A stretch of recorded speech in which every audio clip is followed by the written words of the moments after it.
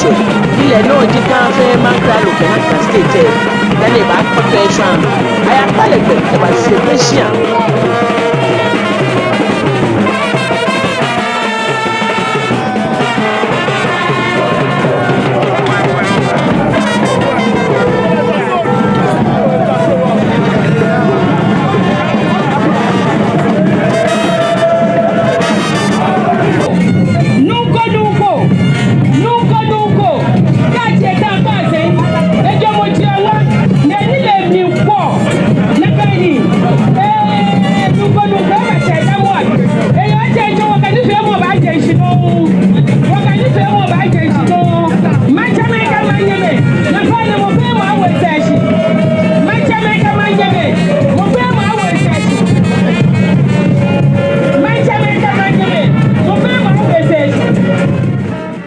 no say no more ye ni yen pai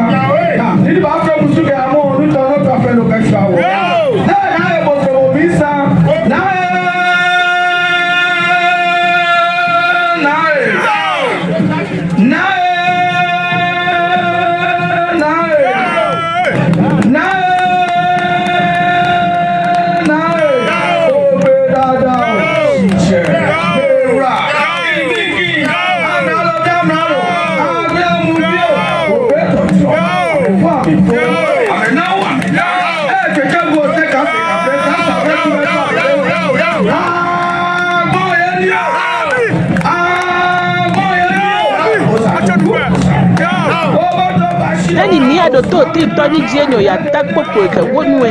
ni gbako ke wulala kan ka jeni shomo nshi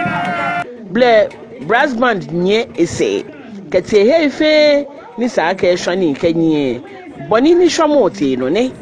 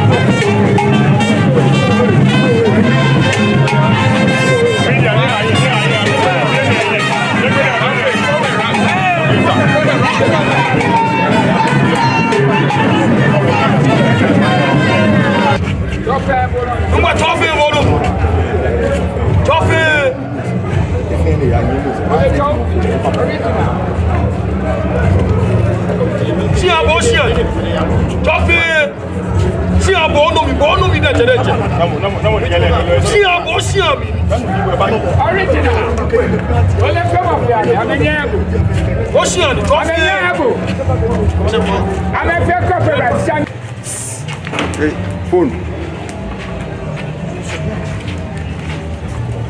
On va passer.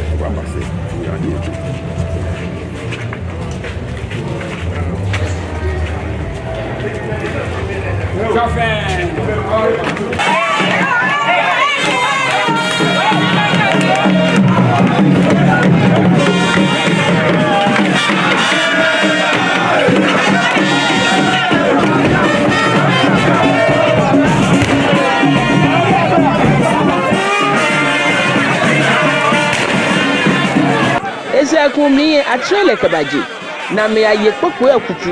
ye kako memi ene to sumu ke ekko mefe mu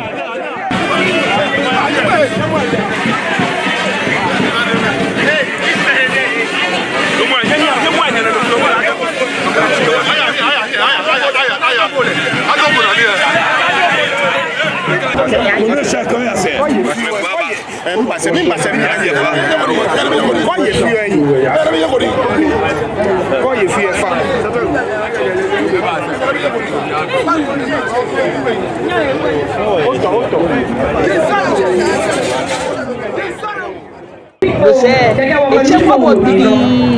Efoni ne be manse bofwe wo manye nyelo semo dokta bahomia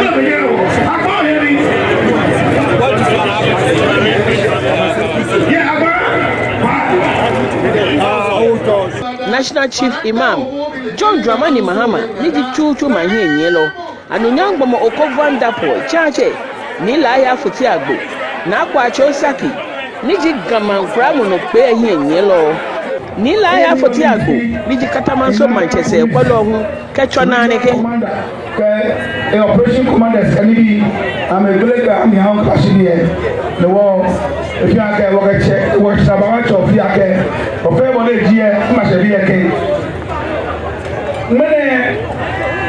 ni president mi nu fi o ye Sempe ne awo mi se no talo bona pe ni matashini makuro programme ne to jo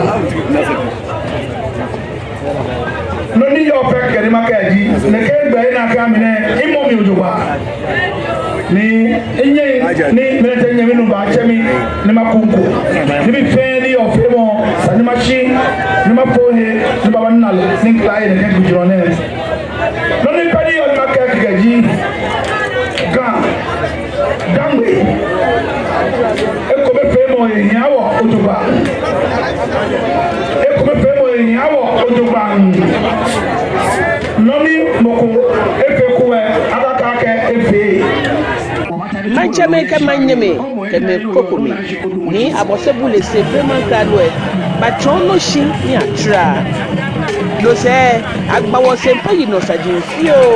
le no di kan fe mankalo e dia ke eye bie mancheme ke manyeme lume ko gai ke nyeme ada fitalo ano so le magbanye Sempe ble ma yi no sajin fio Chief Imam ya mu eye she ende bi o Sempe amedi sakatruwe papa bari ma we ke tete peshiwe numa mo di Sempe ulo mo ni nye Sempe ma hie e ba di amenmene chidre mo hene no di Sempe me ba je ma wo na me ba di edi oye ni je ma wo wulwe na kan bia ma je ye ni be ulo mo di mo ni nye Sempe ma hie ni le no di mo ni cho ye ni ni ya fi ape o ha pa ka ni mo edre ni ni 1640 ni na to clean my che ni te pe si di mo ni fose e ha Sempe my che ye ni ne fose be le yin yen lo e fe nu ele wo ulo mo e wo ye ni kusumi ano ke gbaja no to e fe e che wo fo Sempe no ke wo akuche ka ko wa bi di e fe no ni te pe si se my che ni ba ye se di ni papa beri ma na se be di papa ale ke clean mo enye bi du ju ji ni te pe si ya fi ape o ha pa o de mo te te pa wo ni e ni 1737 ye bro ko me ni o James Rock e ame yo se Sempe ma ke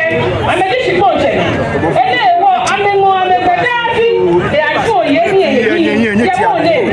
ya fi ape o ha pa ni wo pa o dai wo ni e ni 1672 e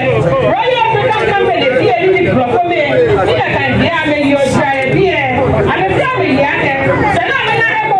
na ba ye ye ba ene na me ke ni ke te peshi ke ni mo mo o ye ni bulo mo na ka dia mi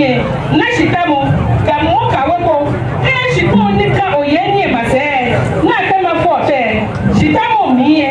ame ba gbe ba mo ke ame ba wo fo pound sterling da no pele ame ni te peshi ko ye ni bulo mo na ka dia ene na ame ma fo te ka fo ye ni e fi no ye ni fo te mi bra ene e wo ka sha fi e ame wo ame gbe e tro ye ni e ni e ja ame di shipon chebe no di Sempe shi akute ni blofo mecho la ke British agrano Sempe ma che ye ni shi ente mi aja yo ma che ye ni no di tete peshi we papa beri ma we e sakatru we ni papa beri ma we ko tutu e ane ja ke sanshi we Sempe de ma waji wuji ni yo abla koto nansho karina na jama waje bibia mu ne sempe mesa kafie na sempe ayele clamp na me fe ameje shia etemi ameje blowu onya choishi bantama amafro blowu ke afie na ke sempe mesa amnode sempe ye majika for wani na show the way pa no kebe ni 84 ni fe ye sempe se majia ko me ne ye beji ma probi ma pose dansoma sakama kwashima so tuom anya memete lete bi akwashin impoase ke begoise agbowo akomehuji obo kwashikuma oduma insekina otu aple pamponso aidan able kuma ke ekropobe amone manchenita no na gazette le na ashoni edemojioma na ni be mi ko le no di kan fe makalo ni ni adoto oti to ni di enu se pe fe manche ablade abi eji afama na show dada na tan se pe ke machine fe nkoto show ye bi ko meno le no share se pe manche ke wajina fo ke se pe me ya ablade afun ye ni ma probi e show apoko e ha ni meji ye ke to so na me yo ke ha me to mo ni be fo me ko to so mo ha mo ni eshije ya kalote e ke machi koto shan o ti enyo se pe ke wa ko wa se ke maji bi ke nkoto abishan September no go no ya o share ni e afi o mo de ko kusu ne maji aka wulo mo ke se pe me fi ko be ke tu ye ni kusu mi ne ni ya kusu tu mo mi ye aba shade papa ju aha se pe ke na be ko ni afi no go yi e ba ni na wo ko na no me mention ke ma nye me ke ma bi blue ke ni na ni me ada picture we no de man che me na ba chu kunye ke wo ye sempe edi ni keke peshi clean mo 1640 dia shi 1734 ni babu ade clean mo 1737 dia shi 1790 ni kaka through first 1792 dia shi 1800 ni ada to tin to clean mo 1800 dia shi 1807 ni sakoda ulu clean mo 1807 dia shi 1830 ni osabu akule clean mo 1830 dia shi 1836 ni papa danusu clean mo 1835 dia shi 1842 ni abose clean mo 1842 dia shi 1844 ni papu blema clean mo 1844 dia shi 1850 ni adoto okwo clean mo 1850 dia shi 1895 ni adoto clean mo 1895 dia shi 1906 ni anede akoyeni tienyo 1906 dia shi 1936 ni tetepeshi ni tienyo 1939 dia shi 1970 ni adoto okwo ni tienyo 1971 dia shi 2016 ni moni amrone le ni moni ta se pese ulu enoji ni adoto oti so ni tienyo se pia fe maije ni le no ji kan fe man klawe loji aje gazette le do ba le na no me mention ke manye me kan ye ma da picture lo oni se pese kamo yo ha ne ke jo bu ade yin to nye ra do ke mi tu ebu na agbe numo ye ni ye npai le trashi agbene ni adoto tin to ni je no sempe manche ebote dra kejo no se aye ni anu na hweson kemu kwabo na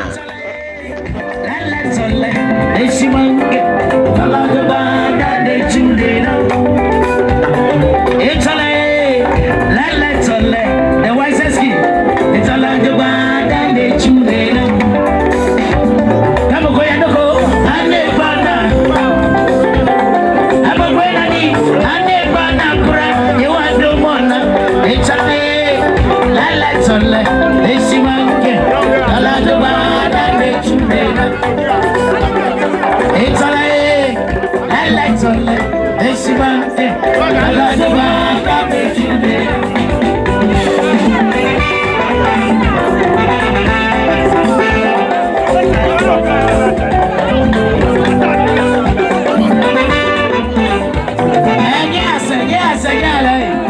Yes.